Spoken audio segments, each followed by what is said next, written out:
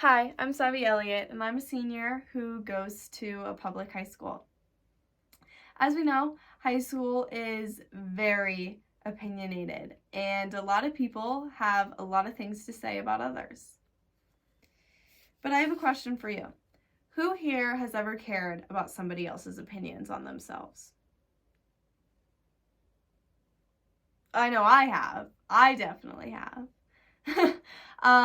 For anybody who didn't raise their hand, you're actually lying because you've been caring about other people's opinions ever since you were 5.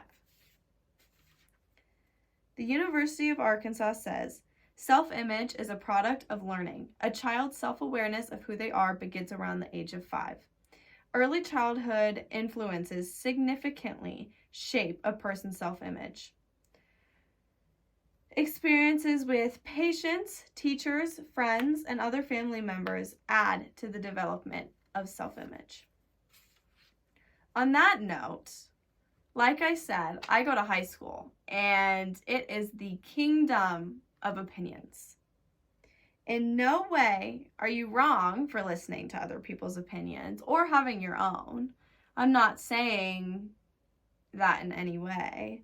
I'm just here to discuss with you what you should remember the next time you feel affected by what somebody else has to say about you. That leads me to my first question. Why do we care so much about what these people have to say about us? Well, I just wanted to let you know that it's normal. It's completely normal to care about other people's opinions on yourselves. Mark Manson says, for the majority of human history, we lived in small tribes where everyone depended on one another for survival. In these tribes, social rejection could be fatal. Social rejection, our brains evolved to associate social rejection with death, and that is why it feels so painful. Caring about what other people think is literally in our roots. It's completely okay to feel like you care too much. Dr. Kyler Shumway says, it can be healthy to care about what others think. That is a normal human response. We want closeness with others, and we care about them. So of course we care about what they think, and we care about our relationship with them. I have a question for you. Do you have a best friend? You might not, and that's okay. Have you ever had a good friend, though, that you trust and you value? Probably at some point in your life. So you are probably pretty similar to your best friend. But let's be honest here, you probably wouldn't be texting the guy that she thinks is just so amazing. But, that's what makes her happy, I guess, But she wouldn't want to completely remove you from her life just because you don't like the guy she's talking to. If that did happen to you, that's in a whole other story. But she's not going to completely remove you from her life just because you have a different opinion on the guys that you would want in your life. You both agree to understand one another's opinions. And you can do this because you know that person well. You know that this boy isn't everything about them. There's more to them that you value and you cherish, and that's important. Many people forget to remind themselves of this. If your best friend told you that you looked better in the blue dress, but you think you looked better in the pink dress, it's not going to be the end of the world. You're not going to hate them for having another opinion. You're going to respectfully understand that your best friend is just trying to help you pick the best prom dress.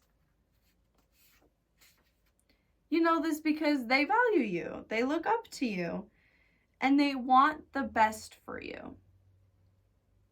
There is a big difference on why you feel so hurt by people's opinions And that's that they don't cherish you like the people who choose to cherish you. They don't value your happiness. They don't want the best for you. That's something that definitely hurt me. You know, you could think that one person cares so much about you, but that's sadly not the case. But what should you remind yourself? Let's start with, who are you? Jamie E. Shenton says, we in the U.S. need to teach children that self-worth can be found in nourishing their strength, bravery, and critical thinking skills, so they believe they are enough to love themselves and their bodies unconditionally. Now, it's okay to not know who you are, and it is completely okay to be changing.